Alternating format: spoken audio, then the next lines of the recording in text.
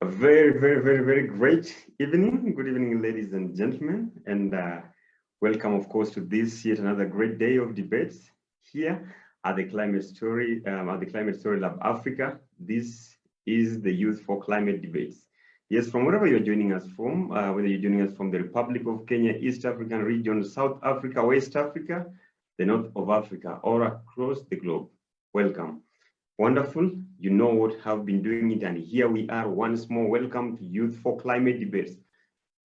From yesterday, today, and the next 2 days, we designed debates around climate communication, food security, green energy for Africa, and the issue of climate and politics. Together with our partners, Climate Story Lab Africa, in collaboration with Camp D Voices, of course, supported by Climate Justice Resilience Fund and DocuBox, we invite you to share your insights and experience on matters climate.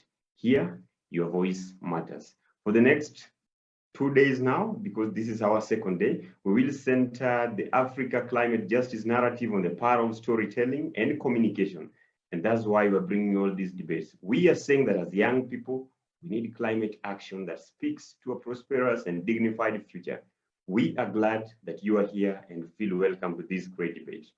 I am representing Camp D Voices that has partnered with the Climate Story Lab Africa to bring you these great debates and great conversations. Remember, you can keep the discussion live here. We are ready on Twitter, on Facebook, on Instagram, Youth for Climate Debates. That is how we are doing it, and that's how we are doing it. Yesterday, we had a very great conversation on what climate communication means to young people, what climate change is to them, and the exact role and their understanding on climate change. Today, we'll be tackling a different topic altogether. Tomorrow, we're tackling a different topic altogether. And of course, we're heading to the last day, the 23rd day of September. That will be on Thursday. This week, we'll be tackling yet another topic. You know what, ladies and gentlemen? This conversation is coming at one of the most important and critical moments in our history, because you know what is happening across the world right now, with all of us staying at home, people keeping social distancing, schools. We've changed how we are studying in schools. We've changed how we are doing our businesses. We've changed how we are transacting and everything. And you can imagine now these conversations have to keep going on and on and on. So from wherever you are joining us, karibuni sana. If you're joining us from South Africa, welcome. Joining us from West Africa and every place that you're watching this great debate from, welcome to this great debate. As I said earlier, my name is Opondo, and what we plan is to bring you some of the best young people from across the continent, from across the region, to take you through some of the most interesting conversations that we are having. Remember, early November, there'll be the COP26 happening in the United Kingdom. Just a month before that, there's the pre-COP, and of course, just a day before the pre-COP, we have the Youth Summit. The question that we are asking ourselves tonight, where are the voices of African youth in this whole conversation? Are we in this conversation? And if we are in this conversation, are we involved? Are our voices being heard? Are there actions being taken on our voices? We've seen all the actions and demonstrations happening across other countries outside the continent of Africa. Does it mean that we don't care as Africans? Is it a matter of ignorance, or is it just a matter of, it is not about us? I saw one of the most interesting questions yesterday when we were posting and discussing this topic, and someone was saying, you know what, climate change is not an issue in Africa and should not even be discussed in Africa.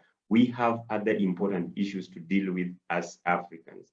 So tonight, the topic that we are going to discuss, is it one of the most important issues to the point that we are willing to forget this critical matter? But the debaters will tell us all about this. At this moment, allow me introduce my wonderful co-host, Elizabeth Mwangi. Elizabeth Mwangi, who was helping me yesterday here and co-moderating these great sessions, because yesterday the debate was just as it is. Another great debate. Liz, how are you? Hi, Opondo. I'm doing well. How are you? I'm good. Welcome to the debate. You know, I love how you're talking about one of the things that we took away from the conversation yesterday was trying to see exactly what the youth are doing. And yesterday was such a powerful opening into the next 3, counting today, 3 days, and seeing what exactly other youth have to say about different topics. So as Opondo mentioned, I'm Liz Mwangi. I come from Kenya as well, and I work within the space of environmental conservation and climate-centered issues, more specifically for women. I'm really passionate about this topic, and as Opondo keeps on saying, what are the youth doing? As someone who also believes that I fall in the youth category, I see this as a way of me to contribute to this much needed topic, to contribute to, changing shifts on what's happening across the continent and how people choose to see our African continent. We do not want to be portrayed as, victims. We want to constantly continue to be portrayed as people who are doing something, and we are on the front lines. And so that's why picking up on our conversation from yesterday, and even picking up on our conversation that we're going to have today, I'm really keen to hear what the young people that you'll be meeting have to say. Something that, happened yesterday as we were talking to the other panelists who are just as passionate, as active in the climate space, is that I realized we all have our own different capacities and we all have our own different resources. And so the question is, what are you doing with the resources that you have? What are you doing in your own capacity to effect change? And another thing that I think that was such a big key takeaway from yesterday as we were talking about exactly what climate change is that we have to make sure that people understand their role, not just understanding this big term that is called climate change, but understanding exactly what is your role as a young person within this space and what are you going to do for future generations. So not just thinking about yourself, but thinking about the broader term as well. I don't know, Pondo, is there anything else that for you felt really came out strongly that you'd like to echo and carry on into this conversation for today? I think, Liz, yesterday's conversation was one of the most important, if I may term it so, because it was a very great way to start this whole conversation on youth for climate debates. Having the four wonderful speakers yesterday, Chepiso from Botswana, but currently residing in Rwanda. We had Leseni Mutunkei, who is a student at St. Mary's School here in Nairobi, plays football and believes that for every goal to him, a goal is an equivalent to a tree to be planted. Then we had Dorcas Lungashi, a poet who is also a pharmacist and brand ambassador of one of the organizations that she's working with, an organization that also works around matters conservation and climate change. And of course, Omar Ibrahim from Kibra. Omar Ibrahim, remember, he featured in Mabingwa, and I mean, you could even, when you listen to him, you could feel young people who are very passionate about what is happening in the world, and the question of the availability of information. To me, that was the most important part. That do you have the necessary information? Do you have the right information to demand action? Interestingly, it's only Dorcas Lungashi, the only lady in the panel, who said, yes, we have the right information. Getting it from Shipiso, who comes from Botswana, and was saying that, even at his position working as a program assistant at one of the climate change networks, he says he doesn't have enough information to demand action. He tells that people are willing to demand action, but the lack of the necessary information to demand that action becomes another great problem. We also saw that there's a very thin line between conservation and climate change. And maybe, Liz, if I throw it back to you as someone also working around conservation, what is this thin divide between conservation and climate change? Can you change the two? I don't think you can change the two. They absolutely go hand in hand together. And I think the interesting bit is that, I'll introduce the discussion for today later on, but you realize that you cannot have one without the other. It's like the same, what are they called? The same sides of a coin. One side is climate change, but the other one is conservation. And that came out very strongly when I was listening to Omar yesterday, who works both within the climate sphere as well as the conservation. He's a young conservation activist. And he spoke so boldly about how, based on his own experience growing up, never really interacting with these issues, what he's done with his counterparts around himself is that they're now bringing conservation issues to young children who do not, were not aware a lot about these things. And so what you find is that you can't really separate one from the other, and I think it's a really interesting question, because I think most people either decide that I'm going to be in one side and I'm not going to be in the other, but you find that they're intermarrying with each other. And I think even in my own experience working within both spheres, when I work on one side with wildlife conservation and the other side with climate-centered issues, is that you find conservation issues will be as a result of climate change, and vice versa as well. So you can't really separate them.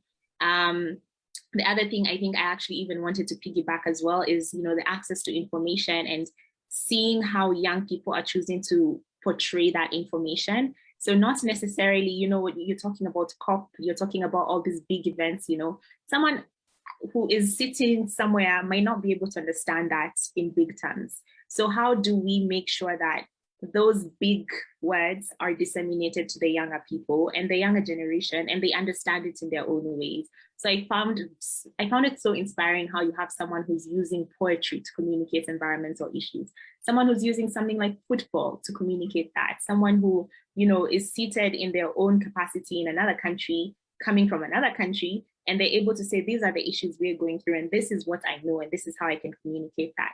So finding that direct line, I think it's quite an interesting divide. And I feel like when we get to the conversation today, which, is going to be very much centered on climate change and conservation in a way about it, I think then we'll start to see, what exactly is happening within this sphere.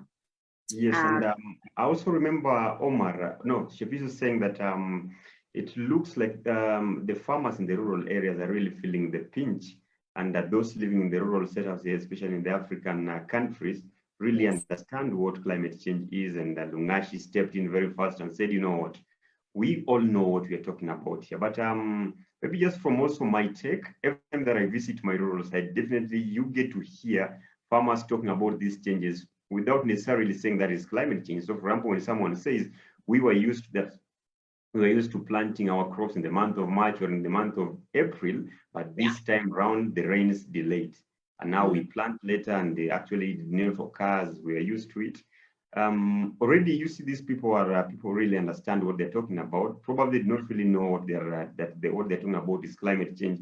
The aspect of these conversations happening at the high level tables, and now the big question coming to us that how then do we make sure that these conversations are taken to our communities, to the slums where we come from, to the rural homes where we come from, to the schools, and even to churches. And every place that we gather, that we can just initiate conversations around climate change and make it happen. We can talk matters energy transition transition to the green energy.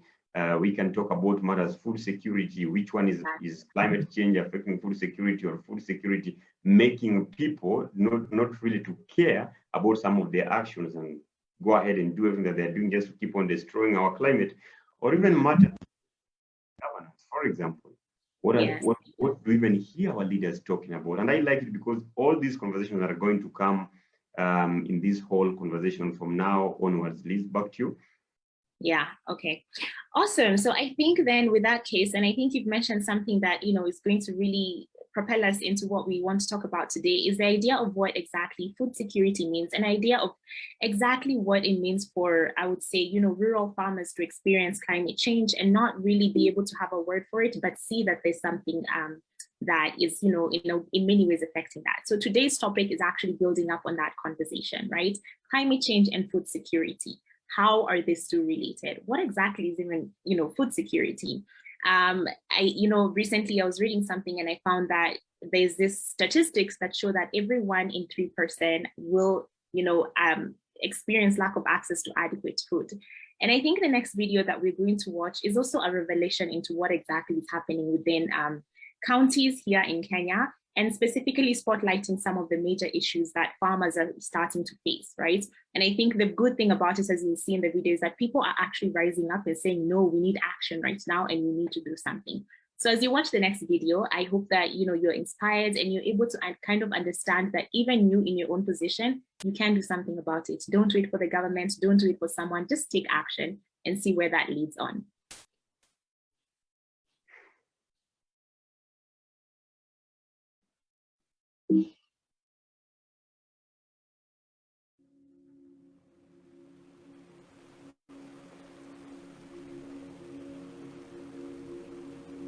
We were hearing there are climate change, there will be issues, sun it will be very hot, it will be this way, water will be this way. But then one day, people started noticing changes. When they started planting, they were not getting anything. This river will be completely bare there will be nothing absolutely. A single water passing like this one at this time of the month, no. It was completely dry, completely stones only, and nothing else. We must be very careful. We must care and try to ask why has the weather changed? And how do we survive then when things go like this one? So we said, now what do we do? Write a proposal. That was the answer from the ADSC. I went, sat down with my committee, my secretary, 2 or 3 days, writing, correcting, doing this kind of thing, consulting. What is a good proposal? How many people will benefit from this particular given project? How many schools, how many households, how many livestock, goats and sheep and goats, and any other? How is it going to change the lives of the people? We call the community agreed, yeah, we are very, very, very much happy if we could be constructed the sand dam here.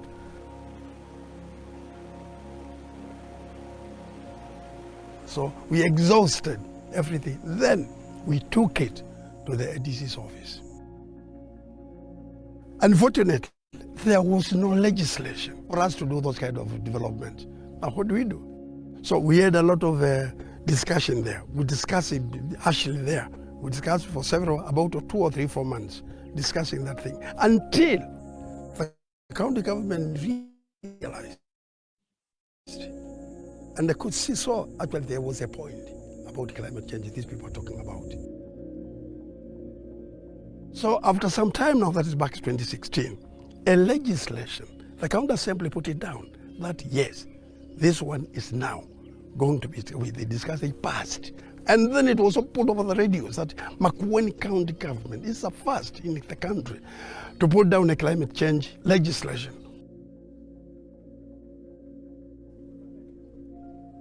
We agreed to form a county climate change fund board. It was created so that some kind of money could be allocated without request. It is there automatic. Then they agreed on 1%. So that the money comes where? Comes to who? Who is going to make sure that 1 million, that kind of thing, because every ward is given 1 million. Everybody, I do not know why, is trying to skip finances. Without talking about financing as far as climate change is concerned, you will continue talking about adaptation and resilient, talk about adaptation and resilient. People should need to be told to understand the effects, the changes, the effects of climate change, the issues, the changes which are coming. And this one cannot be done without money. So we must, and it must, and not only me and then my committee, and other particular person must talk about financing of the issues of climate change. I've never seen any money of climate change other than this one of the county government. And even if it is being talked elsewhere, we don't know where. Otherwise, no communication has ever been done to us. That's even the global something, or the national government, or what one. There has been that kind of a communication, funds being released, trickling down to where we are. With availability of water to the people, people have now changed very well. That time which was being wasted for the people to go and look for water is now done away with, because water is very near.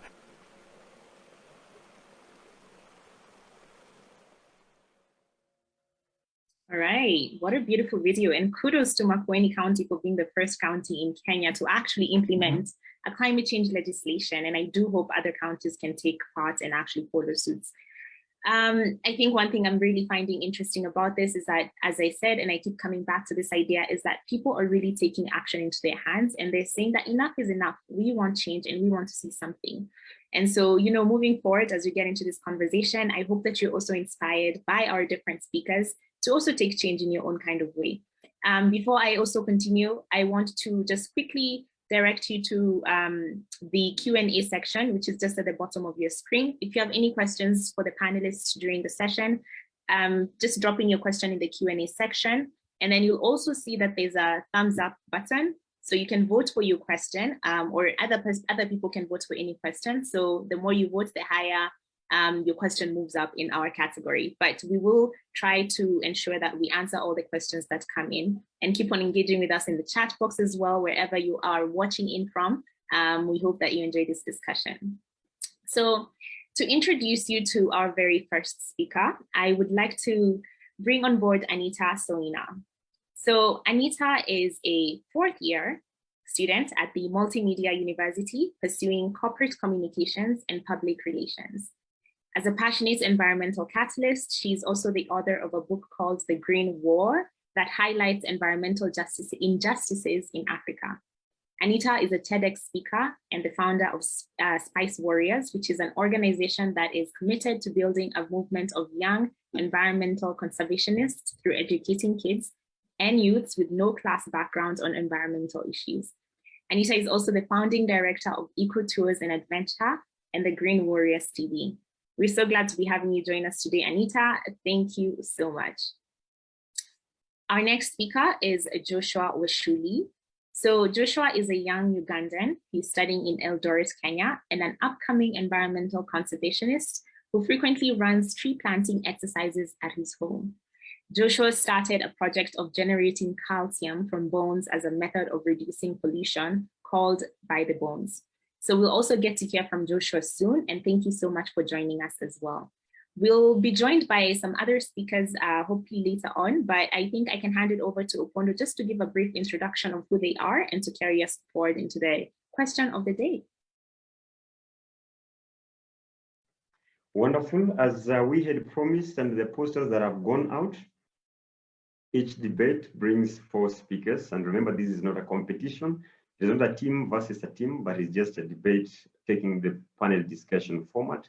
But every question that will be posted here is allocated time. Yes, every question that is posted here is allocated time, and every speaker has been briefed thoroughly on what he or she needs to do about the debate.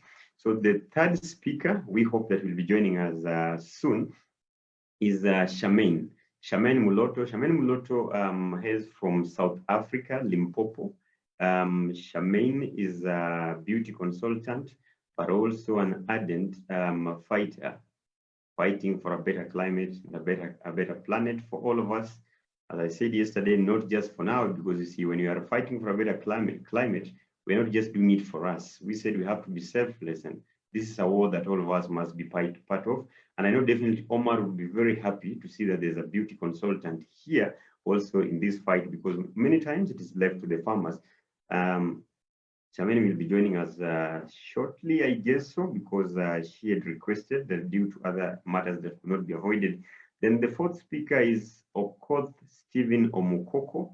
Okoth Stephen Omukoko comes from Mumias, Kenya, but recently graduated from Eglon College in Switzerland, and has already been admitted at Oberlin University in the United States of America. What Omukoko does in his community, he organizes small forums with the farmers and young people to talk about better ways of managing our climate, better ways of making sure that we are adapting to certain changes which are happening. And definitely he is in the right conversation. So tonight, the 4 speakers: Anita Soina from Nairobi, Joshua Wishouli from Kenya, or currently in Kenya, Charmaine Muloto from South Africa, and Stephen Omukoko, all the way from Mumias, and as a student from the United States, a student at the United States, one of the United States of America's universities, that is Oberlin University. So, ladies and gentlemen, welcome to the debate once more. This is the Youth for Climate Debates. Maybe Liz, we also just need to remind them that for those who are not able to join us here on Zoom, you can join us by tell them that we are on Twitter, we are on Facebook, we are on Instagram, and also on YouTube, all CampD Voices and Climate Story Lab. The hashtag is Youth for Climate Debates. Keep tweeting, keep chatting, send in your thoughts on the chat box and also on the Q&A segment. Now, without even wasting much time, we just need to go straight away into our first question of the day, even as Omukoko checks in. And do not even be bothered about the word food security. I want us to take this conversation to our homes, to our schools, to the places that we come, to the places that we play around, and every place where you are. As a student, as an activist, as a beauty consultant, as a footballer, as an artist, yes, you on this debate today, based on your own experience, how has climate change affected production and availability of food in our homes, at our places, the places where we come from? I'll give you each 2 minutes just to do a brief introduction of yourself, maybe just your name, so that people can confirm indeed the people that we introduced, you are the right person that we introduced, and straight away go into the question on how climate change has affected production and availability of food in your communities. Joshua Wishouli, Anita Soina, we start with you first. Okay, thank you so much. My name is Anita Soina, and I'm so happy to be part of this discussion today. So I'd say on a personal level or in my community understanding, climate change has really affected us so much. I come from a community where maize is something that we really depend on for food, and it's something that we've had people growing maize or planting maize rather twice in a year. But right now we've gotten to a point where we have to plant maize once in a year because of the changing weather patterns. And farmers depend on prediction as well. Before they could predict that this season we're going to plant maybe maize, the next season we're going to do beans and all those things. But it has gotten to a point where farmers cannot even predict. They no longer depend on prediction, because you could just try and plant maize and maybe it's supposed to be raining, and then we have less rain as compared to what it's supposed to be, and then maybe we don't have a good production of food, and the vice versa. When you expect less rains, then we have too much rains, and I'd say it's affecting us on a personal level, because now having to be able to produce food for the whole, I'd say for the community, is not something easy, and it's getting difficult every other day. Yeah, that's my 2 cents. Wonderful, Anita Soina. Thank you so much for starting us off. Joshua Wishouli, the professor himself. You call yourself a professor, brother. Welcome to the panel. How has climate change affected food production and food availability in your community? Okay, thank you, Mr. Okoth Opondo. I'm Joshua Wishouli. Actually, I reside in Eldoret, but I'm a student at Kenyatta University, Nairobi. So currently I'm in Nairobi. So based on my own experience, climate, indeed, it has affected production and the availability of food. First of all, I would like, I think, to just bring a brief understanding of what is this climate change that we are talking about. I will say that climate change, this is a long-term change in the statistical distribution of weather patterns over a period of time. Mostly the scientists have put it in approximation of 30 years. So while food security, I'll say that this refers to that availability of food and one's access to it. That it is this one's ability to produce or buy adequate, safe and good quality food, not just any food. And that food that is acceptable to meet the dietary requirements for all members of, let's say, a particular family. So agricultural production is affected by changes in climate, because food security, we measure so much on our agricultural production. That's where we get the food that we eat in our day-to-day life. So different crops thrive under different conditions. And most farmers plant according to different seasons. And these seasons are characterized by different weather patterns. So you get that with climate change, these weather patterns change, but now these farmers don't have that knowledge that there is change in the climate patterns, in the weather patterns, meaning that the seasons, the planting seasons have changed. So you end up sowing your seeds in the ground, and then what happens? You start waiting for the rain, there is no rain. You get that production will be lowered. Another thing, sometimes you see that it is raining at the time when you are not used to that time it will be raining. So you assume that rain, saying, oh no, you know, as we are used to planting these months. When it comes to that time, there is no rain. So you get that this is a climate change which is affecting the seasons, also the planting seasons. And when our planting seasons are affected, I'll tell you that the food production will be very low, because this will directly affect the production of the food, and hence food security will be lowered. And according to me, I'll conclude by saying that climate change greatly affects food security, because I'll say that food security is directly proportional to agricultural production if climatic condition is kept constant. Thank you. Okay, wonderful.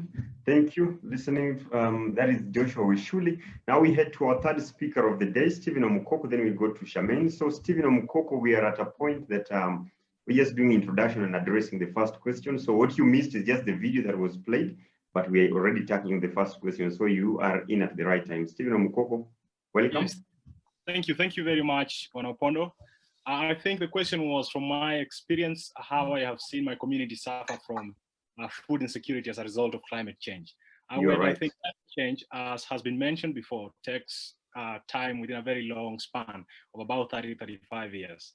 And I've only been around for 2 decades, but from my observation, in 2016 particularly, we had very long droughts. And the result of this is that most people did not get as high yields as they expected initially. And as a result, we had undersupply of maize, which is the staple food for Kenya, and my community particularly so in Kakamega County. And what happened is the price of maize really went high to about 110 shillings for 2 kg of maize, right from 60 shillings and 50 shillings, or about that area. And so what happened was the government decided to open the borders. So we had to get maize from Uganda, cheaper maize that is, from Uganda and Tanzania. But until the time when the borders were open so that we could get maize from other areas, we really suffered a great deal, and many people had to go without getting food. And that is why I'm particularly concerned about climate change and food security. Thank you. Thank you, Stephen Omukoko. Charmaine Muloto joining us from South Africa. How has climate change affected production and availability of food in your community, in the area where you come from? Charmaine? Thank you so much. Thank you for allowing me to be part of this panel. Based on my experience on how climate change has affected food production and food availability in my country is climate change affects food production and availability to that reason. It also affects food access. So here's why I say that. This simple supply and demand has big impacts as climate change has, sorry about that, and weather disasters such as floods and droughts. So when it's a season for rain, because of the climate change, there's a great storm which destroys the crops, and also the prices have inflated for like the availability of food. The prices have went up, which leaves the poorest households most vulnerable, which with the urban poor spending up to 75% of their total budget on food alone. So it has affected us really, really bad. Thank you. Wonderful, Charmaine Muloto. And I like it because every time we talk about climate change, we all talk about droughts. Sometimes could it also be sometimes very extreme rains or something? I see already Stephen Omukoko nodding, or Joshua Wishouli. We would like to take this one in a minute before we jump to the next question. Omukoko. Yes, thank you. It's not always about drought. The thing about climate change is, first of all, the unpredictability of the weather patterns and the change in precipitation. And so as such, and particularly in line with food security, when farmers were expecting rains, let's say in April, they don't get them in April. They instead get them maybe in June. And we have experienced floods in places in Kenya, while we are also experiencing drought in others. And that uncertainty, that inconsistency in the weather pattern is what we call the change that we are seeing.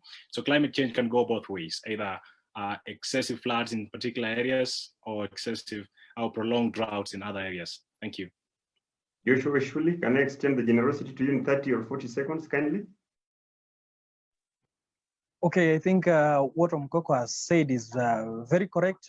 Climate change is not just particularly concerning drought, though most people think that, you know, when they see drought is when now climate has changed. No, as you said, it's just that change in the weather patterns. And that, like you see, some areas we have floods that which were not there before. And so those floods, you get that, like for crops, if you planted your maize, you planted your plants in the farm, and then there is floods, they get to destroy all of your plants. Of course, that will affect even the food security, because now the production will be lower because the floods get to destroy everything. Also, they bring things to do, you know, when there is floods, they get to destroy things. You get that also the prices of food now, for you to access the food, the prices start rising up. So also flooding is one effect of climate change. Thank you. Wonderful. Anita, would you like to address that, or Charmaine? Or okay, great. Unmute in a few seconds, kindly. Yeah, I'd say just as my colleagues have said, it's not only droughts, as much as maybe sometimes droughts sound so loud than others, because you also have rising lakes and contamination of lakes that affects the aquatic life. And, you know, there's some communities, and I'd say a lot of people in Africa still depend on water bodies for food. That's for the case of fish and all that. So it really has a lot. Maybe sometimes drought is just the loud one. Yeah. Okay, Charmaine? So that I don't leave you behind on this, would you like to address that?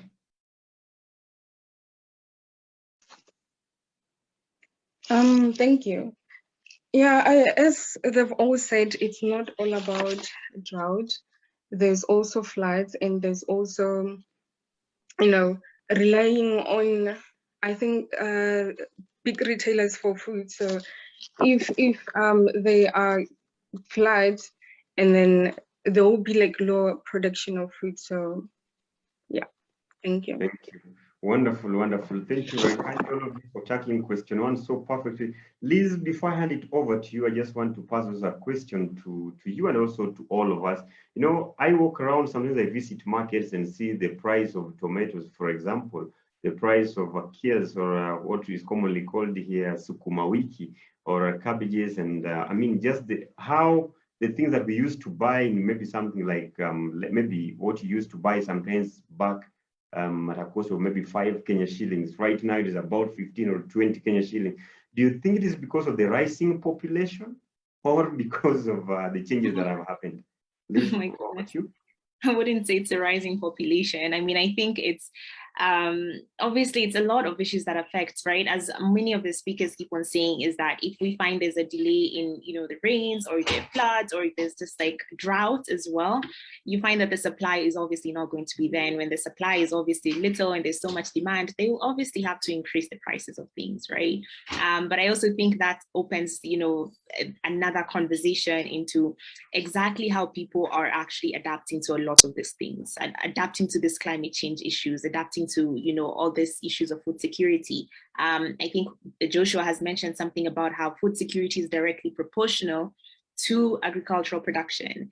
And I think, especially coming from a continent where we have so much capacity to actually feed the entire world, you know, these are issues that we need to keep at the heart of our conversation.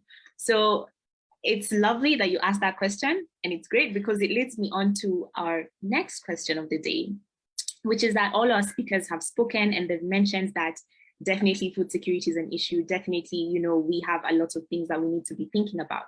So the next question, and I would really like to start with Charmaine on this one. How do you say, or how are communities adapting to the challenges caused by climate change in regards to production and availability of food, especially coming from South Africa, which, you know, has in many ways always had to probably even supply maize to Kenya at some point. I remember in 2017, they supplied us with maize when we were going through a lot. So how would you say that, you know, communities where you come from are adapting to, you know, the production and the availability of it? Thank you very much. They're not adapting very well with it. There is a high rate of unemployment in our country, and also we have people living with disabilities, like life-limiting disabilities.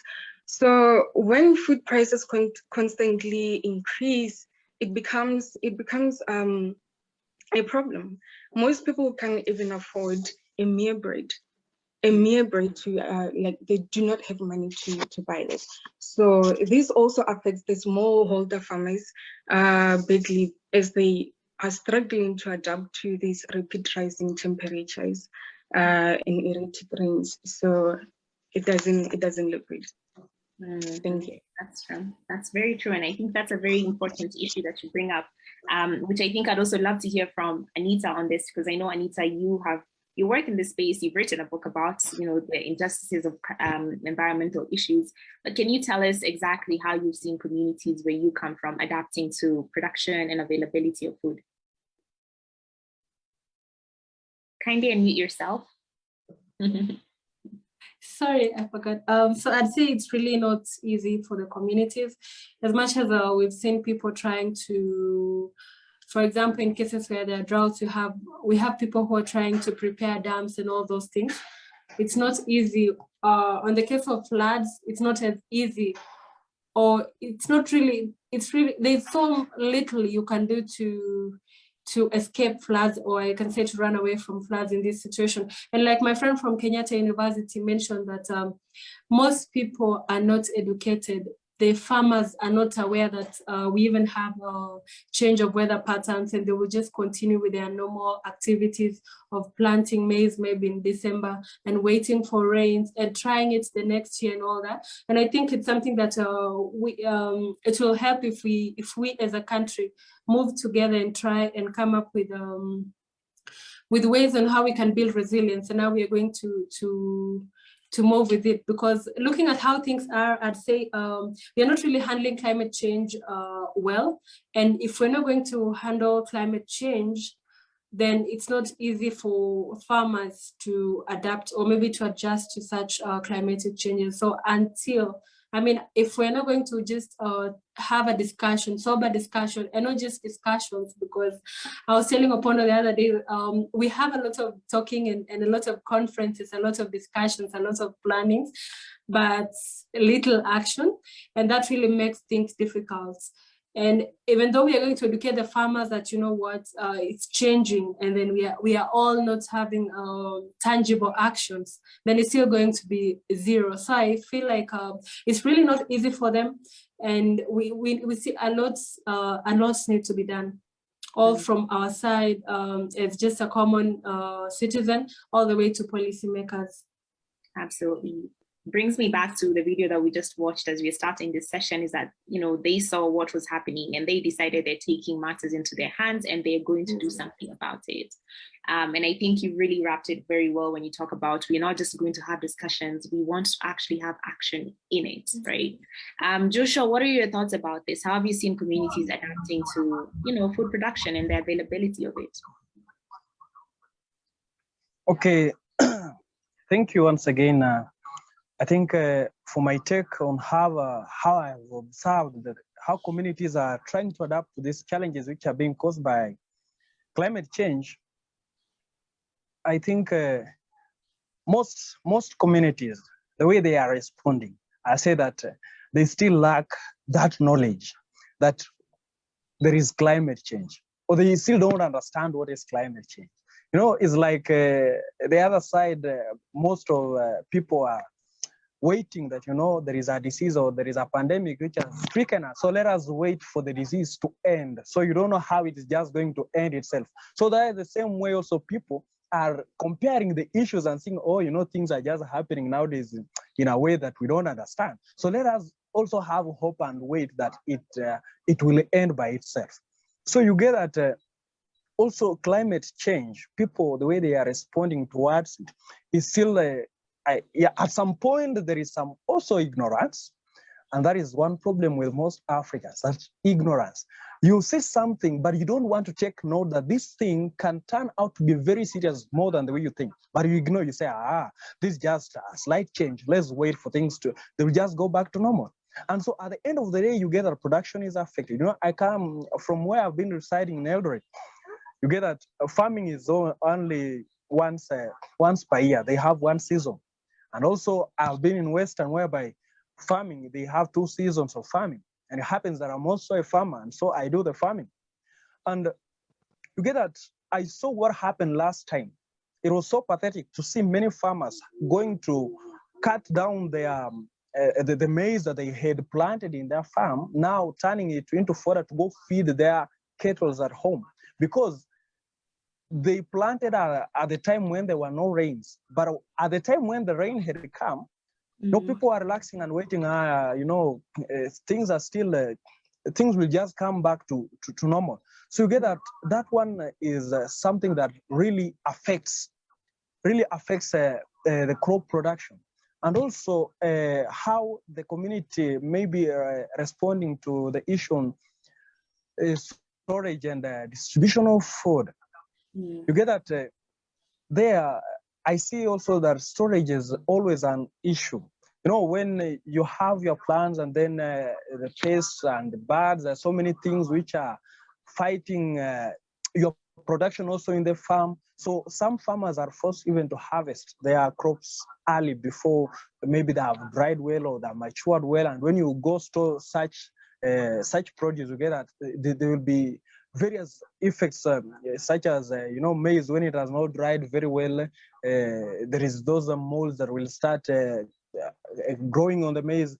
And so you get that food production, farmers have not yet had that knowledge to know that indeed there is an issue with our climate, and so we need to adjust. I myself, I think last time I had to do a practical, because I was also not sure of what was going on. And so I saw it that, I'll not just take it lightly and assume. So I had to first, when the first rains came, I had to make my first planting and see on this farm, let me do this planting and see what is going on about this. And then wait for the normal season that people always wait for, so that when it comes, I'll now do the planting of the other one. And indeed, we saw that when it came now to the normal season, I think people were shocked and people were like, I wish we knew, we would have done as you did before. So you get that anything about the change that we see around, we should not be ignorant about it, because it is the change is real. And that is why our community, the way we adapt to the changes in the climate, is not that good and is affecting our food production. Thank you. All right, thank you so much for that. You're bringing out very strong points. I'm hearing a lot of, the need for knowledge, and knowledge that is not just based on, waiting and sitting, but knowledge that is based on actually adaptation methods, and making sure that we're also learning from each other. Omukoko, what do you have to say about that quickly? Do you think people are just a bit ignorant, or they're sitting and waiting? Or do you think that there are communities that are actually rising and doing something about all this food production, distribution? Yes, thank you. Thank you very much. I would like to take a divergent route from what the previous speakers have said, and most of them tend to suggest that we are not adequately prepared. But I think a lot is being done. There's always room for improvement, I agree. And I took note of the many things I've identified. And one of them being the aspect of comparative advantage. And many communities in Kenya are taking advantage of that and allowing communities maybe from the Rift Valley who are very good at producing maize to focus on producing maize, and that will give them access to the markets. And so they will produce more as these other communities think about other things that they can produce. The other thing that I noted was the diversification of agriculture. And an example is Kakamega County, where there's a project being run where very low-income families are given German Alpine dairy goats, which can produce up to 4 liters of milk a day. And it's also, the county government has also invested in families that are actually low-income families, and giving them Kenbro breeds of chicken, which can be raised in free range. And so farmers do not have to worry about feeds. The other thing that I also noted is being done at the moment is that the county government of Kakamega is actually distributing heifers at a subsidized price. And so we can also practice animal farming. And as that is not enough, there is also in Busia, particularly after the very long droughts of 2016 and 2017, many farmers opted to grow drought tolerant crops. And these include, instead of maize, these include sorghum, millet, pigeon pea, cowpea, and green grams. And so I think much is being done at the moment. And I do believe indeed there is much more room for improvement, but we need to give credit where it's due. Thank you. All right, thank you for that. Absolutely. I think as you're also echoing that, there is a lot that maybe is being done that sometimes we might not be able to see. And, the idea that some counties not all, but some counties are actually seeing this issue and they're taking a step ahead to do something about it. I think that's a very, very wonderful point that you're bringing in. And what I've heard also is that, the fact that even right now, I think you've seen recently Kenya, or there's a community that is experiencing current droughts, which frequently happens, right? And so if they're able to adapt themselves to actually come up with crops that are more drought resistant, then in many cases we'll be able to diversify our crops and be able to actually tackle a lot of these issues that we are facing. Oponda, would you have any thoughts to add on this? I mean, you've heard from the speakers, you've heard what they're saying, and you've heard their own thoughts. What are your thoughts about this? I like when they're talking and people are talking about farmers now thinking of starting irrigation schemes and the partnership between governments and communities. And when Mukoko says after the long droughts of in 2016, what Busia County has done and what even other counties are now picking up. Let me also add that from the film that we watched yesterday, remember the film, if you all watched it here, Thank You for the Rain, about Kisilu. Remember, it's also one of the conversations we are having, because all these debates are coming as a result of the screening that we are doing in schools and communities. The result of that film is that the members of Kisilu's community, especially the farmers and the community members, came together to do earth dams in their villages. So this is now to provide water to animals and also to provide water for irrigation. And they've not just stopped at that. They've gone ahead now even to have initiatives starting around the dam. And you can imagine now when farmers come together and community members come together and actually say, you know what, we have a big problem, and this problem has to be tackled by all of us, and we have to face it and look at it and say, you know what, lack of food affects everyone. Because we've had cases where children are beaten to death because a child maybe stole just an avocado or just one orange or a mango, and because the stomach is asking for something, and definitely when the stomach is rumbling, you cannot afford to do anything. You cannot afford to do any other thing apart from just getting the satisfaction that is needed. So thank you so much, Liz, for that great question. And the next question that we are about to bring here, that is our third question. I think, let me just first of all challenge all of us to breathe in and out, in and out, in and out. 40 years, 50 years, 60 years after independence, at a time that most of the founding fathers and founding mothers of Africa said, you know what, poverty is a big problem, ignorance is a big problem, illiteracy is a big problem, that let us tackle these issues first. 60, 40, 50 years later, 5 decades, some countries even almost to 70 years, still tackling the same issues.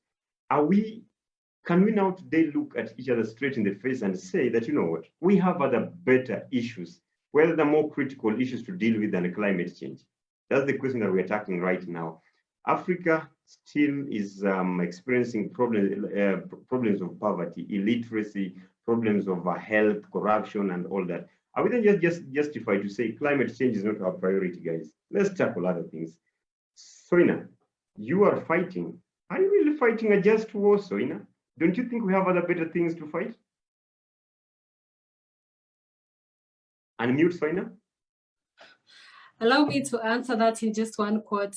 In the words of the late Professor Wangari Maathai, we tend to put the environment last because we think we need to eradicate poverty first. But we are forgetting that we are not eradicating poverty in vacuum. We are doing it in an environment. I think to me, that means that climate change has to be tackled first, because I don't think we'll be able to address other issues if we are, I'd say if today we have we've seen the rising lakes and people are being affected, people living around the lakes, along the Rift Valley are being affected. We've seen the issue about floods, the droughts right now that have been declared as a national disaster and all those things. All these are causes of climate change, and I don't think we'll be able to address, if we're going to address food, we have to address climate change. If we want to talk about other problems, we can't do it in an environment that is not good. So to me, I feel like climate change is really a big problem that needs to be addressed first, or I'd say just right now as other problems are being addressed as well. Joshua Wishouli, as a student here in Nairobi, coming from Eldoret, you come from a community, definitely you've seen other challenges. Are we really justified to be fighting climate change while we have other important things to fight, brother? I think I would like to put it very clear that if there is a very serious issue that we need to look at and consider it or treat it as the first priority, then it's climate change. At first, remember, I mentioned that food security is directly proportional to food production, provided that our climatic condition is kept constant. Because if climate changes, then there is a problem with the food production. And if we have a problem with the food production, we have a problem with the food security. And I think when you are a very keen observer of this life, that however much we strain, however much we struggle, there is one thing we always work for, and that is food security. Even if you invest in various things and do what, but there is one thing that one fights to be able, that you may be able to provide food for yourself and for anyone around you. And so climate change, being that it affects food security, is something to be given the first priority. You should know that the reason as to why even we have corruption in the nation, as people say, and you see even they say kukula hongo, because it goes with eating. Actually, it is true because that guy or that person is just trying to extend his ability in providing for himself and for his family. And that is just things to do with the food security. So if we want to fight other problems, then I will advise that first, let us start with climate change. You know, climate change is an emergency big enough to be considered more than any other issue. Remember that it affects agriculture, yet agriculture is the main food production. And also, agriculture is providing 80% of employment opportunities in our rural areas. The same agriculture is the one which is providing 90% of energy. That is the one used for heating, cooking in the rural areas. And 80% of people living in the urban areas are using charcoal. So that one first is just about the agriculture part. And even in our health. Wishouli, let me allow me just interject, because I like the point that you are making. When you say that agriculture is providing a bigger percentage of the jobs or employment in our rural areas, and we see all the young Africans moving to the urban centers, and we are also the majority in this continent, do you think that is still true? Is agriculture still the backbone of our economies in Africa? You know, the very funny thing with the youth, you run away from the village, you go to town, going to look for a job. So you get a youth, you have left your land very well back at home. You come to a town. For example, here in Kenya, most people go to Nairobi. So you get somebody pulling a cart. That cart, he's carrying carrots, he's carrying oranges. Are those not agricultural produce? Where instead of doing that back at home, planting your own and transporting them here, you come now pulling the same agricultural produce which you would have created back then. But you get that for those who stay in the villages, they know, because remember, for you here in town to work, because majority of them, the work they do, though even pulling of those carts and doing everything, that those agricultural produce that are coming from villages, which are coming back here in town to employ those youth. That's why I'll say that agriculture is offering the larger part of employment to most of the people. Okay. Another thing, is that question answered? Yes, that question is answered. So let me just take it straight to Omukoko, then I'll come back to you. Sorry, because of time, I'll come back to you. Yes, Omukoko, you are a Kenyan citizen and very proud to be Kenyan citizen. You always say you are very proud to be called a citizen of the Republic of Kenya. Your government, through the current President Uhuru Kenyatta, in 2017, unveiled a very ambitious plan, the Big Four, where he stated very well that housing priority, right? Manufacturing, another priority, right? You have health, and finally food security. Omukoko, then, where is climate change in all these fights? Are we really justified to be fighting something that does not even exist in some of the struggle that we are having? Let me start by acknowledging that, yes, we have a number of problems that are affecting our continent. And there are so many, we will never be able to actually mention all of them. But there is one thing we need to be cognizant of when we talk about climate change. First of all, we cannot keep it waiting because climate change is not waiting, it is happening. And the other problem with climate change is that climate change can reach to the point of no return.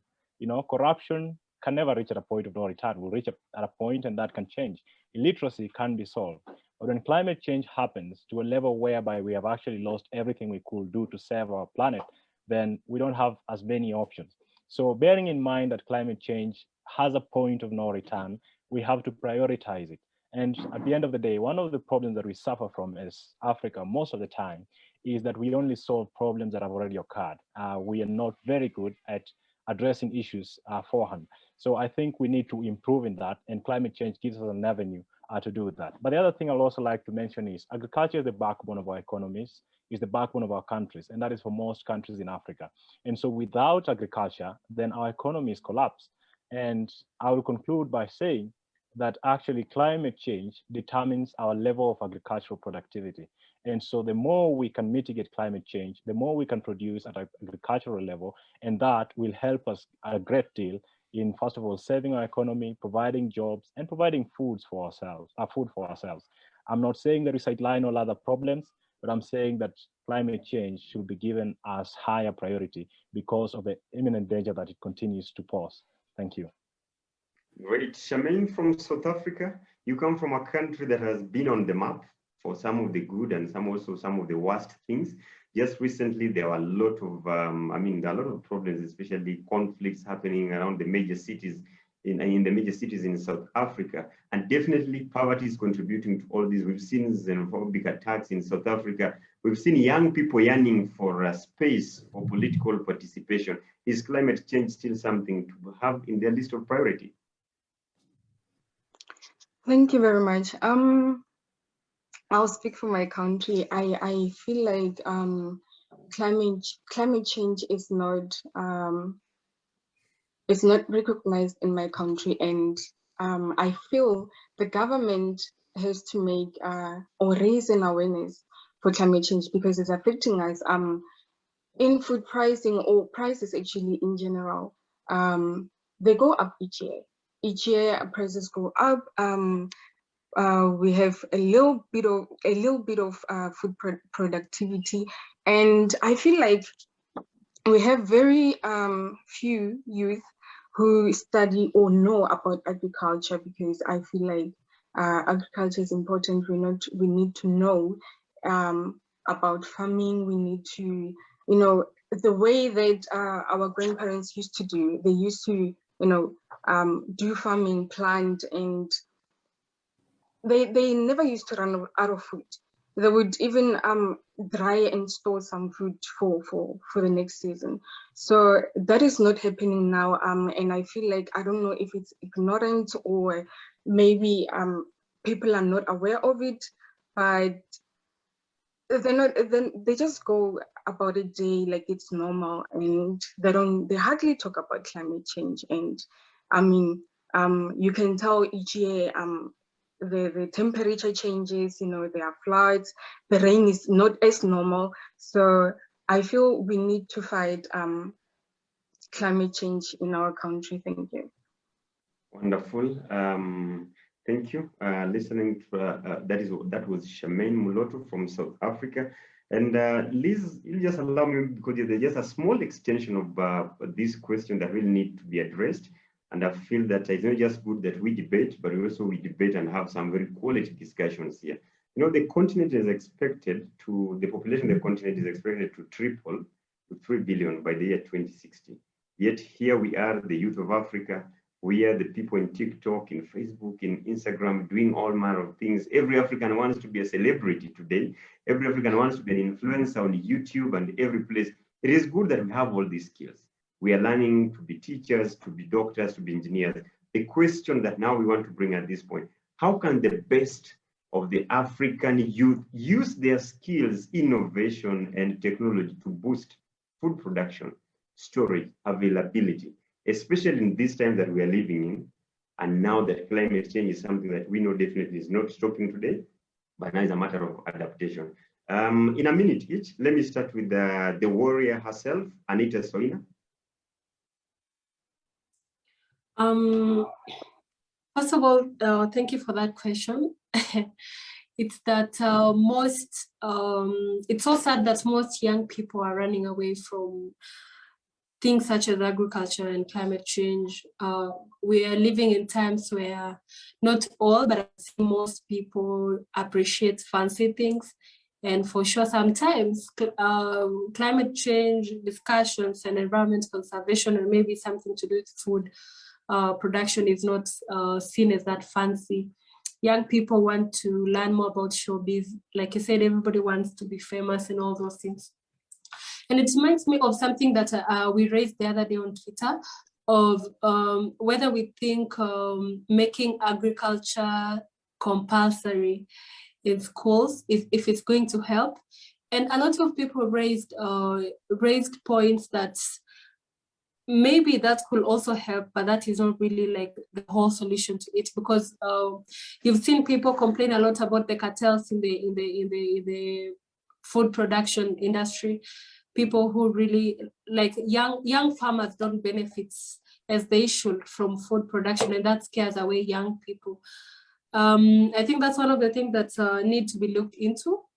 Farmers should really be treated as people who are like important people in the society, because like just like climate change, we need food. Just like climate change is going to affect all that.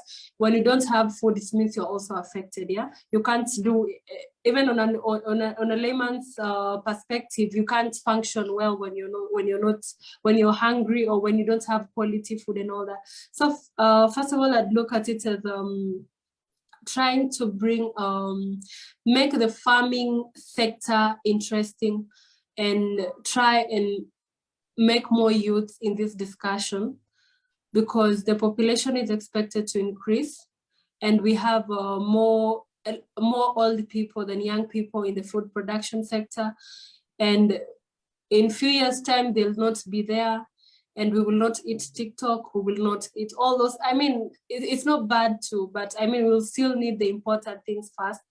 And then that way it will be easy for youths who have, we have skilled youths. You could be skilled, but you don't have space.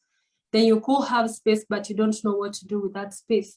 So we'll also have to look at the factor of land and how we're going, and also talking about increase in population, we may not have to ignore the food storage thing. It's safe to say that most Kenyans waste food when other Kenyans can't even put food on the table. Not only Kenyans, I'd say, I don't know if that applies elsewhere, but I'm just speaking from my country. We've seen people waste too much food when other people can't put food on the table. So I think it starts with first educating people, and especially the young people. That's where my problem is. You know, we can't, it's so sad that, for us, the young people. And for the skills, I think it's now, we're going to have different people do different things according to their ability. Okay. Because maybe I could be skilled and maybe I don't, Thank you. Omukoko, let me go ahead straight to you. How can we then best use the skills that we have to address the problem? Yes, thank you very much. I think, first of all, I take issue with the phrasing of the question, which calls for the best of African youth. And I think this is an all-inclusive journey, and it's so big that we cannot leave it in the hands of a few. But aside from that, we make it seem so complicated, but I think it is much easier than that. If every young person was to plant a tree, if every young person was to shelve their unnecessary ambitions, instead of using your private car, or instead of working so hard to get 3-4 cars, you could actually use public means of transport, because then that saves pollution. It's as simple as making a few sacrifices here and there, and also being reminded that we need to run away from the mentality that success in life means certain things. Having the biggest of houses, because in making that house, a lot of material is used, a lot of energy is used, and that is unsustainable. And so it is a question of sacrifice. And so that's why I'll call on young people to know that there is that little they can do, as easy as reminding a friend to keep our environment clean, as easy as planting a tree somewhere, as easy as going with hashtags on social media and cautioning the government or leaders against certain companies that are practicing things that may not be of help to our people. And so for majority of us, there is a lot we can do. For the few people, as the question demands, we can try to invest in clean technology and to now stop thinking about the traditional ways of or traditional means that have been used to achieve sustainability, and instead think about how we can invest in the solar industry, how we can invest in the wind industry, both of which are very well endowed in Kenya and Africa at large. So we can take advantage of that and power Africa and even power the globe. And Africa can actually be at the forefront of changing this narrative because we are in a privileged position and we have all these resources. We don't have winter, and so we have little excuse. Thank you. Wonderful. And I just ask the remaining, let's just go straight into the solution now. Charmaine, how best can we do this? Thank you very much. The best way we can do this is, you know, we've got youth who are very intelligent.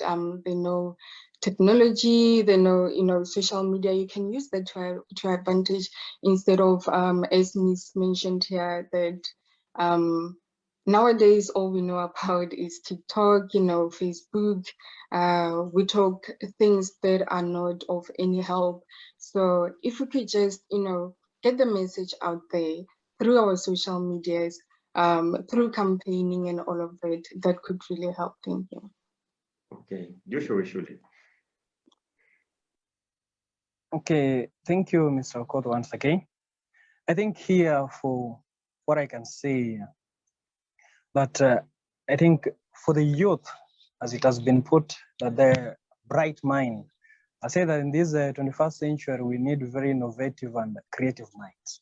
And there is one colleague who has mentioned, of course, things like putting agriculture to be compulsory in our curriculum. But also on the same note, I think when you get to look at it, you'll get that as much as even agriculture is there in high schools for those who did, but you only start practicals at the 4th year, and that is a project which will give you marks in KCSE.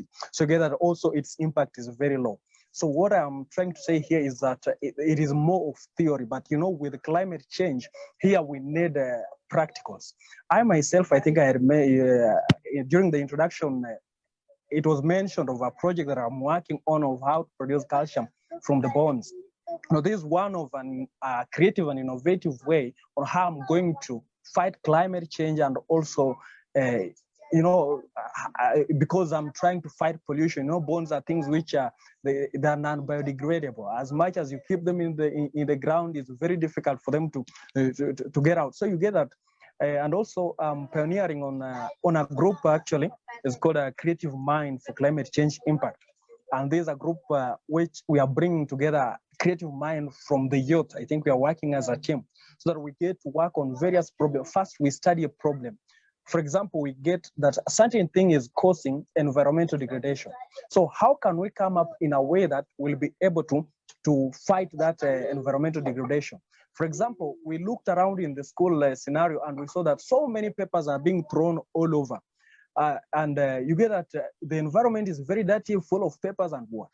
And then we looked at it. You know, these papers, when we take these papers, we can get to dissolve them in water. There is a way we were making it, and we could come up with molds to create different things and paint them and sell them as toys to children. So, and also, you get at the same papers, there is a way we could use them to produce the shoe polish that people use actually or to polish their shoes, the black one. And so you get there's so many different things that we're coming up to do as youth creatively so that we get to solve this the climate issue. So what I can say that we need to be practical. You know, the first thing, as much as you point a finger and say you point to someone a finger, you get to notice that 3 fingers will be pointing back to you, to mean that it starts with you first. So okay. we need to start and actually make it very practical, educate others on this climate issue, and I think it will be good to go. Thank you. Wonderful from Professor Wishouli there. I think this is a very insightful conversation. That is our question 3, tackled very well, and I'm so glad that we are doing this. Keep sending in your questions in the Q&A section, because I will be sampling these questions and passing them straight to the debaters. And also remember that you can tell your friends that We're not just here in the Zoom virtual hall, but we're also on Twitter, Facebook, Climate Story Love Africa, Camp D Voices. Keep checking and see what is happening there. The hashtag is Youth for Climate Debates. That's the conversation that is going on. As now I pass it over to Liz Mwangi. Liz, there's a forum that I was watching, and there's this lady who rose up and was saying, you know what? You cannot make agriculture or farming cool to young people as long as you keep on having the faces of old people on magazines and newspapers. That, you know, we need sexier images, we need cooler images of young people so that agriculture can be driven forward. Liz, are you for that idea, even now as you pick it over to the fourth question? I mean, I feel like, you know, just based on like what the conversation is going on around here, I hear a lot of innovation, a lot of using what we already have right now to actually come up with, you know, quote unquote, cooler ways of doing it. I think people probably have to adapt more to what our current generation is for. So if people are interested in seeing very like short TikTok videos of how to start your own garden in your balcony or something, you know, that's something that can kickstart someone's passion into diversifying. So I think maybe it just calls for looking at what the current generation is wanting and then actually working on that. And I think another thing I'd also want to add, you know, I was reading a report this other day on the future of work on the continent, and they interviewed some Kenyans as well. And 60%, literally more than 60% of those Kenyans said agriculture is more important now than ever than technology. And so it goes to show that young people are really interested in this. It's just the approach to it, right? And I'm glad that, you know, our panelists today are bringing out a lot of those thoughts and they're sharing what they're doing. They're telling us what they think. And so before we head off into the Q&A session, we have one last question for all the youth who are here today, the panelists joining me. And I think we'll keep it to maximum 1 minute so that we do not run over time. So I'm going to start with you, Joshua. What is your call to action on food security in the midst of climate change crisis? You've spoken so passionately about what you're doing, so passionately about what people need to do. What would you say if, you know, you had a platform? What is your call to action? Okay, thank you. I think what I can call to action, I call upon the youth to stand and participate actively on farming, so that we don't get to increase the rural-urban migration, which is just going to cause congestion in towns. And of course, it also results into global warming later on because of that congestion and hence climate change. So let us major on our farming also, and this will help us. And we should not look at it like, you know, we are educated, we cannot do farming, because education, if it means anything, should not take people away from the land. But it instills them to have even more respect for it, because educated people are in a position to understand what is being lost. And the future of the planet concerns all of us, and all of us should do what we can do to protect it. So we need to stand strongly, empower people, because you cannot protect the environment unless you empower people. You inform them and you help them understand that these resources are their own and they must protect them. Thank you. Thank you so much for that as well. And I'm really echoing back what you're saying, that education shouldn't take people from the land. In many cases, it should bring them back to the land to use what they've learned and adapt on it. Charmaine, what are your thoughts around this? Especially, you know, I heard you mention early on that there are so many young people who are so intelligent and they're doing whatever they can in their own capacity. What would be your own call to action? Thank you very much. My call for action would be, we need to respect and we need to protect green spaces. And I also think that, okay, I've acknowledged that we have many youth who study, you know, medicine, they study accounting, they study engineering, which is good because everything goes hand in hand. Everything is important. But if we could have most youth who, even if it's not your first option of study, but agriculture, we should know about agriculture, we should know about our soil and what goes into it so that our crops can grow like really fertilized really nicely. And I think that if we could, as people, plant, more trees, even just on the side of the roads for even like those homeless people to access the fruits. And if we could also have gardens, if we could have gardens at the back of our yards, and for those urban area people, there's a type of garden which is called tactical garden.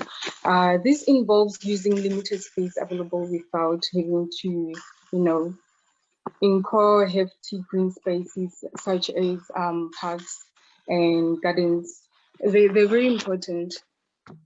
And trees also, absorb carbon monoxide, which is really important. So we really, really need to respect our green spaces. Thank you. Right, that's great. And I think, again, I'm hearing the word education come up. I'm hearing the word being able to use the resources and the knowledge we have, no matter whatever profession we're in, to actually contribute to a better change in the food security industry. Okay, so Anita, what are your thoughts on this question? What's your call to action on food security, especially as we're going through climate change and it's affecting all of us? Kindly unmute yourself. First of all, I'd like to call upon every young person and even all people, just everybody in the climate change movement, that we need to work together. It's never me versus you, it's me and you versus the problem.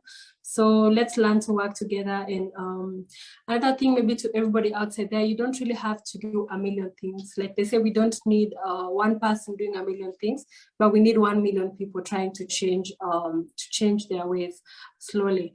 So it's really important if we all try and use our voices, regardless of our positions in the society. I believe everybody has a voice, so you can speak about environmental injustices. And since I love planting trees, and even though my fellow panelists have mentioned it, I think it should be really nice if we also adopt the planting trees when celebrating your special days. I've attended green weddings. I've seen people planting trees to celebrate their weddings. I plant trees every other time I'm turning a year older. And I think if we just also adopt that, we're going to be helping the government and ourselves get to the 10% forest cover. Another thing is actually talking about what acts as carbon sinks. We talk about trees a lot, but also water bodies act as great carbon sinks. We should also try and not pollute and not pollute our water bodies. For example, avoiding single-use plastic. And as human beings, when you go to the beach, try and leave footprints if you can't leave anything better. I think that's my call to action. And lastly, to just emphasize that the only qualification you need for you to conserve the environment is the fact that you live on this planet. Mm-hmm. Absolutely. That is a very beautiful to wrap it up. And I think also, you said something that really got me thinking about, the certain quotes I will hear that don't try to boil the ocean, do what you can do in your own little space. And if that means celebrating your special day and planting a tree that's going to go a long way, then absolutely go for that and do what you can do within your own capacity. So appreciate your thoughts on that. Omukoko, what is your call to action on food security? Yes, my call to action stems from the acknowledgement of the fact that today we're meeting on Zoom because someone thought that there was a problem and they needed to link up people. And I think that is the same mentality that we need to adopt. There is a problem and we owe it to people who went before us and sacrificed a great deal to have all that we celebrate today. We owe it to future generations to make them enjoy the same and even better. And we should not contribute in making their lives desperate. And so as young people, we need to give this issue the urgency it deserves, and remember that we all have a role to play, as someone mentioned before, in whatever field that is.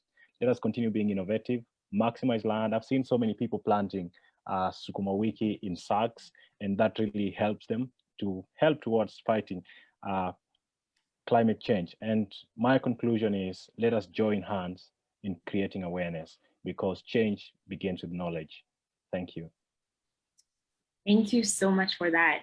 What I really like about this is that these are very simple ways that we can all start doing in our own spaces, in our own capacities. They're simple things that you can just stand up and say, I want to do this and I want to see where it's going to take me. And so it's a very lovely conversation that, I feel that can extend into such a lengthier conversation. But I do know that we are having a number of questions come in. I've seen a couple of them come in, and I would love for us to go into that session. And if you can also ask your question live, just raise your hand. Opondo will walk us through this next session, which I'm excited to hear what people have to say and their thoughts on it. Liz, I want you to be fair to me. Kindly ask me the same question that you asked me. Right. What is your call to action? Tell us. Okay, my call to action is, I've had every speaker talk about technology, technology and agriculture. And you also mentioned that I think in one of the conferences that you are part of, or one that you're following, that people are saying that actually agriculture right now is more important than technology. That actually is a very important topic. But I want to believe that these two in a modern world cannot live separate ways. Agriculture, technology must be part of agriculture. Long gone are the days that, farming was all about someone carrying one jembe on his shoulder and going to the farm. Nowadays, people are employing use of modern technology in production of food, in storage of food, in distribution of food, because something can be produced today in South Africa, and because it has been produced in surplus and it is needed somewhere in Egypt, we need to make it available as fresh as it was when it came from the farm. Use of social media in farming, I think that is very important, even to connect farmers to the market, because again, the big issue has always been, I farm, I produce all this, but by the end of the day, I cannot access the market. How about then the young Africans today? Leverage on the knowledge of social media and other platforms to ensure that farmers can be connected to the market, to ensure that farmers can be connected to modern ways of doing agriculture. But above all, we must also just get to understand that, there's money in the soil. And farm is not always about getting dirty, but when you're producing food, you are producing food to feed generations. And we cannot fight climate change if our stomach is not full. So that will also just be like my call to action, that let us just rise and take over this fight, and let's be in this together. In the question, in the Q&A segment, yes, because people have opportunity to vote, keep voting for the question that you really, really feel that need to be addressed. Before I read the questions that are here, there's a hand, there are two hands that are up. Let me bring them on stage. So we have Ohisa Oduho and Maurice Ouma Odiambo. Let me start with Ohisa Oduho. Ohisa Oduho, can you kindly turn on your video and pass your question to the debaters? Okay, I believe you can hear me, but I cannot see the function of turning my video on, so I shall leave that be. So my question, as I asked earlier, was for the speakers to highlight the role that government plays, because I believe at the end of the day, whatever initiatives as young people that we may devise, the buck stops with government. It is only limited to what extent government can contribute or sideline such projects, or even stifle such projects because of protecting certain particular. Oduho, we lost you? Okay. I think we lost Ohisa Oduho, but yes, Oduho, of policies. Yes, on the issue of prioritization of policies in this subject matter. Climate change and governance. So here we find that at the end of the day, the legislations that are to be brought about, for example, as was highlighted in the video that was shown in the beginning, the gentleman speaks of legislation, and at the end of the day, to access certain resources, the buck stops with government. Therefore, may any of the panelists, therefore, take up the subject and highlight that connection and how the fight against climate change is limited to how we can not only involve the people in the process, but also government. Thank you. I like it because you asked it and partly answered it. maybe because they're not members of, they're not officials of any government, we should rephrase the question, what should the government do? Okay, they'll pick the question and I'll get to address the question. Maurice Ouma Odhiambo. Maurice Ouma Odhiambo, turn on your video and your audio.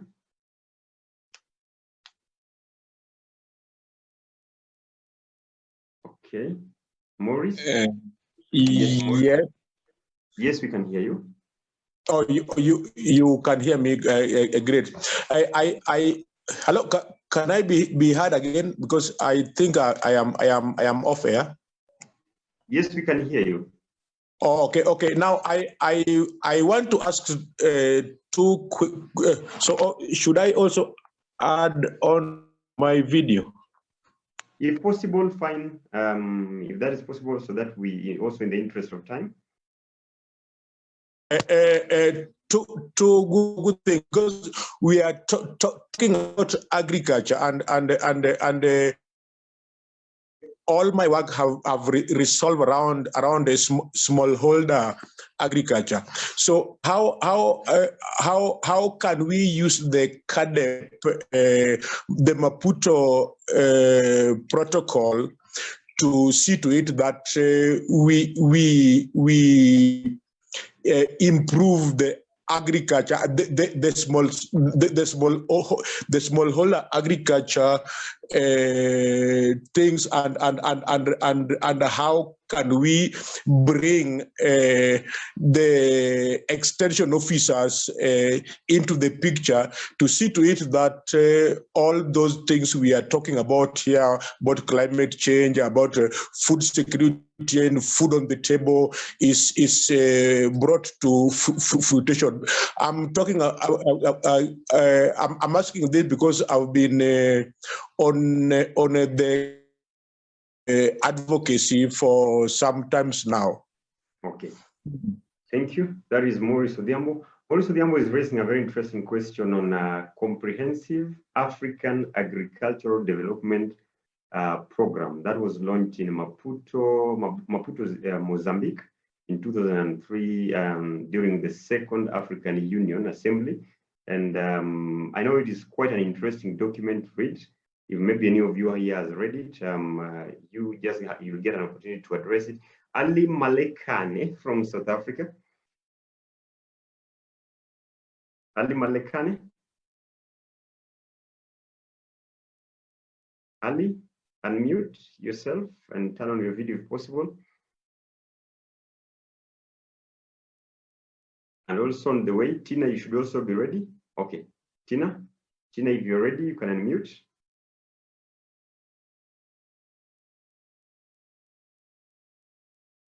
Tina, can we have you? All right. Thank you so much, my speaker. I'm not sure if I'm audible. Yes, we can hear you, brother. All right. Okay. Thank you so much. Thank you so much, my speakers. Ali here, speaking live from South Africa.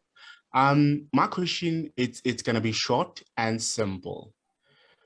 Based on the motions that we're actually looking at tonight, the issue of climate change and food security, what should Africa do in order to fight the issue of food insecurity?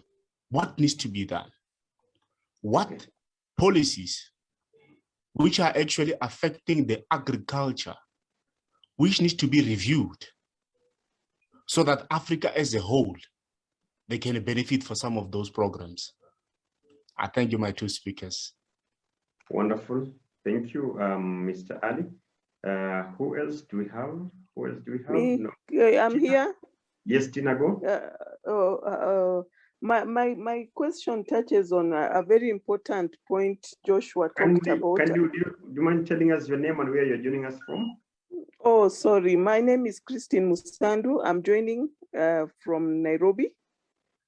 And I have this question. It's a question, but based on what one of the panelists had talked about earlier, youth and agriculture, how we can bring youth to to be attracted to agriculture instead of leaving the village to come to look for the same type of job of selling vegetables, which you can very well do in your home area.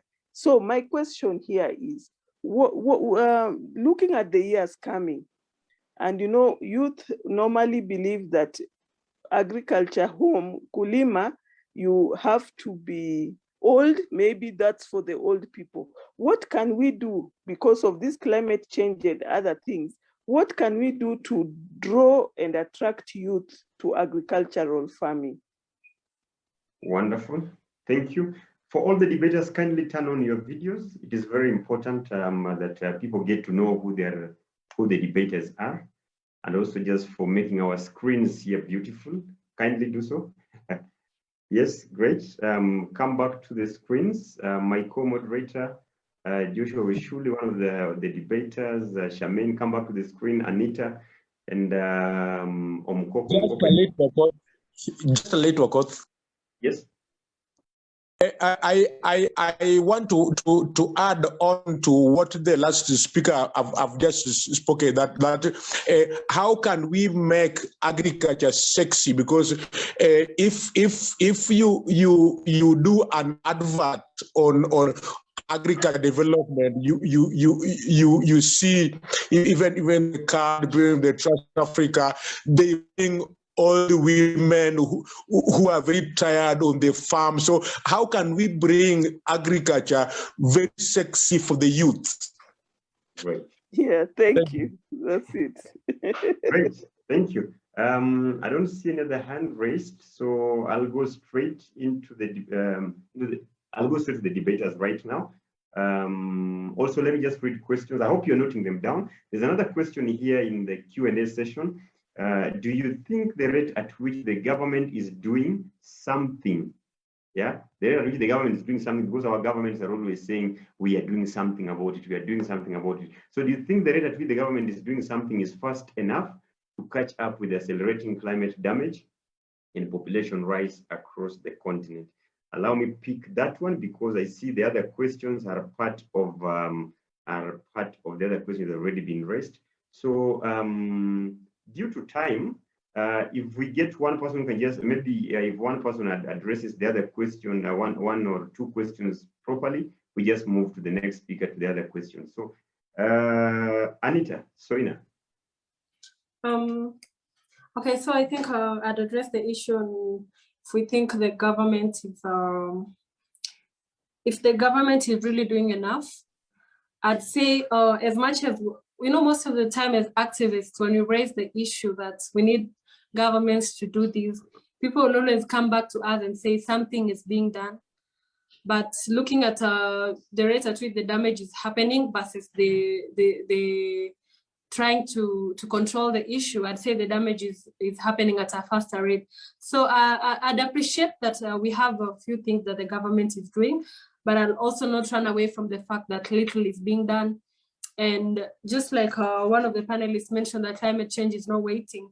We've had a lot of issues being discussed, and you will hear Vision 2030. You would hear about what we are going to do about 2050 and 2060. And like Wanjera from Wangari Maathai Foundation loves to tell us every other time, we need to ask about what are we going to do by Monday? What do we need to do by Friday? So I'd say we are not really, the way the government is trying to address the issue is not really as, I'd say it's not quick as it should be, and it's not fast as it should be. So it's something that I'd also add that we need more better policies that will help in at least getting to prevent the worst climatic change effects.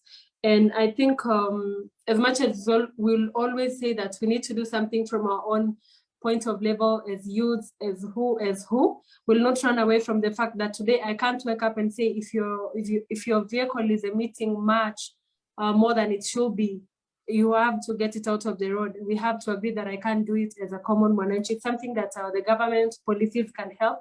And I'd say we also have policies that were put in place but are not really that if you look at the policies, they're not really implemented already. So it's hard for us to talk about other policies when we're not implementing the existing policies. And that's why every other time we will hear activists and other people say, dear governments, dear world leaders, dear so and so. It is because they have the capacity to do it, but they are so slow in doing it, and they will want to do one thing and speak about it the whole year when we need to fasten the process here. Okay. Wonderful. That has been tackled very well by Anita. Joshua Wishouli, pick one or two that you'd like to tackle, please, in 1 or 1.5 minutes for one time. Okay, thank you. I think there is someone who has posed a question about how can we make this agriculture to be attractive to the youth? Because I had mentioned earlier about that rural to urban migration by the youth. So I think agriculture, we can make it attractive to the youth, one, by valuing agriculture. Because you get that even we ourselves, most people, they don't value agriculture because they are looking at it like, you see somebody who is a farmer, they look at you like, oh, this one is just a mere farmer. So you get that pressure is being placed on these youth, not to stay in those villages, but rather see that, oh, those people who stay in towns are valued so much, they're highly respected, even not knowing what these guys are doing there in town. So let us have that first awareness that people may get to know the importance of agriculture, that everything revolves around agriculture. For the youth to gain that interest, to have that passion. I think I'll tell you this because I myself, I'm a witness. It is through experience that agriculture is something that which pays very well.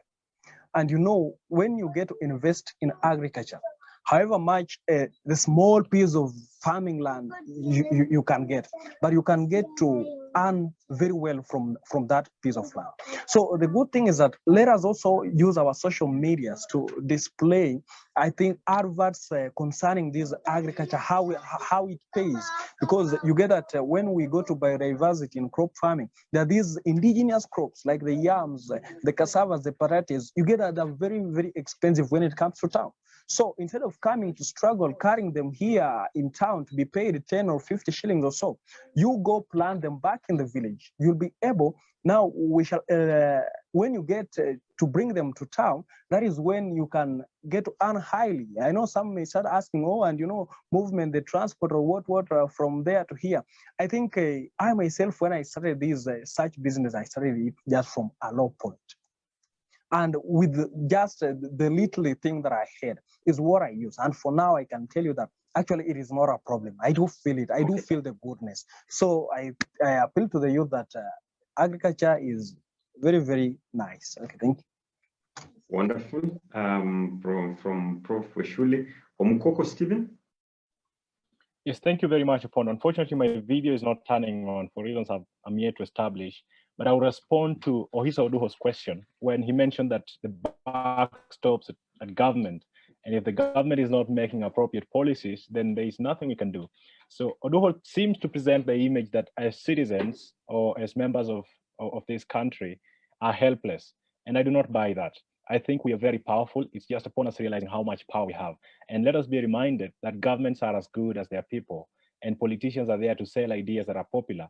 And so if we make climate change such a pressing issue, then all politicians will flow in that direction. Remember, they are not our leaders, they are our servants, and we determine how far they take us. So let us be reminded of the power we hold as individuals, and much as government has the role to play, the only people to make that government move in that direction are we, the people. Let us recognize that. Thank you. Wonderful. Most important thing is that we the people, we are the most important. We are the most important people in this whole race. And Omukoko is saying politicians are our servants, not just the leaders as they are. So we have to put pressure and we have to make them make these things important, because most of the time they just talk about issues which are popular. I was just about to bring in our dear sister from South Africa, but I noticed she's not on the panel, maybe due to some other technicalities, but I think those ones will be addressed later. So Liz, we've had quite an interesting conversation here. Maybe Liz, if you can come to the screen so that we also maybe just do this together. We've had some quite interesting conversation here from the time that we began to now. We're almost coming to the end of this conversation. And one thing that is coming out clearly, that to address matters of food security in these times of climate change, call it a crisis or whatever you want, or whichever the name that you want to give it, is that the majority of the population must be part of that conversation. And the majority of this population are the young people. Now it brings us back to the question that how then do we make agriculture and farming sexier? How then do we make agriculture and farming something that is appealing to more young people so that we get into this space? All has been shared with us. And without wasting much time, I want to bring in Liz also just to take us through our last segment of this whole conversation.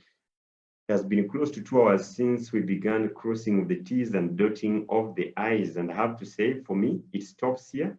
Over to you, Liz. Thanks a lot, Opondo. I think that's a very, we ended on such a powerful note, because what I really like about this is that it really brings back the essence of why we're having this conversation. And that's to raise a louder voice, to show that, you know, this is important. We need to be having discussions about food security, about agriculture.